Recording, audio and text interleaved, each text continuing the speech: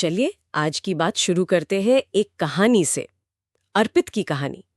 एक 26 साल का लड़का है जो दिन रात मेहनत करता है लेकिन फाइनेंशियली बस गुजारा ही चल रहा है। फिर उसकी मुलाकात होती है एक अमीर थोड़े रहस्यमयी आदमी से और वो उसे एक काली नोटबुक देता है जिसका नाम है the black protocol of wealth. The black protocol of wealth, नाम बड़ा दमदार है ना?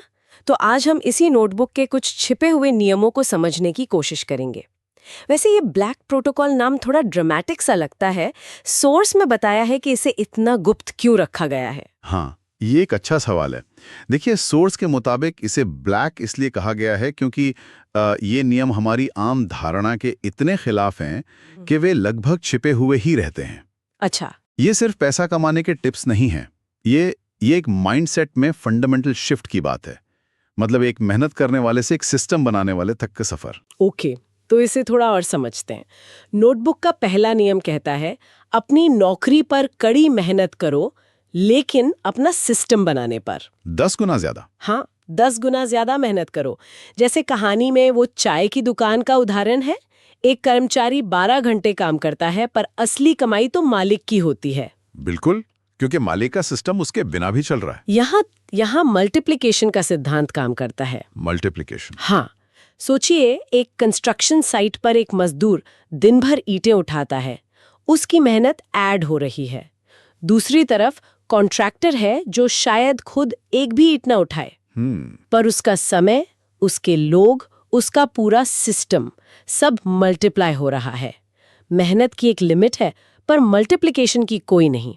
लेकिन एक सिस्टम बनाने के लिए अक्सर थोड़े कैपिटल की तो जरूरत होती है और पैसा वहीं से आता है जिसे हम बचाते हैं। सही बात है। शायद इसीलिए नोटबुक का अगला नियम इस पर है कि हम कमाया हुआ पैसा खर्च कैसे करते हैं।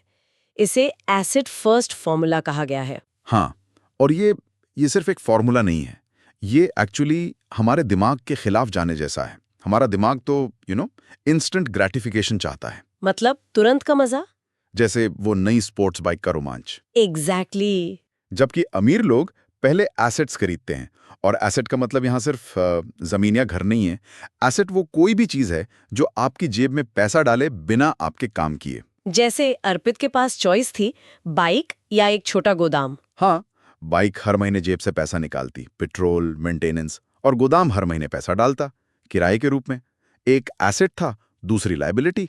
मतलब ये असल में भविष्य के आपकी आज के आप पर जीत है। क्या बात है, बिल्कुल सही कहा। अच्छा, एक और बड़ा दिलचस्प नियम है, अटेंशन ही नया पैसा है। एक मिनट, ये सुनने में थोड़ा अजीब लगता है। इसका मतलब तो ये हुआ कि कोई सोशल मीडिया इन्फ्लुएंसर जिसके पास बहुत अटेंशन है वो एक डॉक्टर से ज्यादा अमीर हो सकता है। बहुत जरूरी पॉइंट है। सोर्स कहता है कि अटेंशन पैसे को अपनी तरफ खींचता तो है, लेकिन इसमें खतरा भी है। कैसा खतरा? अटेंशन एक दो-धारी तलवार है। अगर आपका प्रोडक्ट या सर्विस अच्छी नहीं है तो वही अटेंशन आपकी कमियों को और भी तेजी से दुनिया को दिखा सकता है। ओके, तो नियम सिर्फ ध्यान खींचना नहीं है बल्कि उस ध्यान को असली वैल्यू में बदलना है। बिल्कुल। जहां ध्यान है वहां पैसा बहकर आता है, पर रुकता तभी है जब उसे रुकने की कोई वजह मिले, मतलब वैल्यू मिले। और शायद यहीं पर सबसे गहरा नियम आता है। वेल्थ आपकी पहचान से जुड़ी है। Wealth equals identity. और ये जो पहचान बदलने वाली बात है ना, यही शायद सबसे जरूरी है, क्योंकि जब तक अर्पित खुद को एक संघर्ष करने वाला मानता था तब तक वो सिर्फ मेहनत और संघर्ष के बारे में ही सोच सकता था। सही पकड़े हैं। जैसे ही उसने खुद को एक सिस्टम बनाने वाला या एक क्रिएटर माना, उसका दिमाग अपने आप एसेट्स और मल्टीप्लिकेशन के मौके ढूंढने लगा। पहले दो नियम सिर्फ क्या करना है बताते हैं, लेकिन ये तीसरा नियम उस कौन को बनाता है जो वो सब कर सके। ये कोई स्विच नहीं है जिसे ऑन ऑफ कर दिया। ये हर दिन लिए गए छोटे छोटे फैसलों का नतीजा है। तो इन सब नियमों का सार सिर्फ कड़ी मेहनत करना नहीं बल्कि स्मार्ट सिस्टम बनाना है। भावनाओं से खर्च करना नहीं बल्कि लॉजिक से एसेट्स में इन्वेस्ट करना है। बिल्कुल। और सिर्फ पैसा कमाना नहीं बल्कि खुद की आइडेंटिटी को वेल्थ के लायक बनाना है। एकदम सही। और ये हमें एक बहुत ही दिलचस्प सवाल पर लाकर छोड़ता है। क्या? कहानी कहती है कि पहचान बदलने से सब कुछ बदल गया।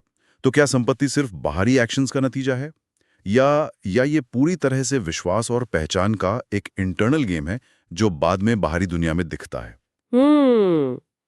सोचने वाली बात है। हाँ, कि अगर कोई आज अभी से पूरी तरह से एक वेल्थ आइडेंटिटी अपना ले, तो उसके रोजमर्रा के फैसलों में वो सबसे पहली और सबसे छोटी चीज क्या होगी जो बदलेगी?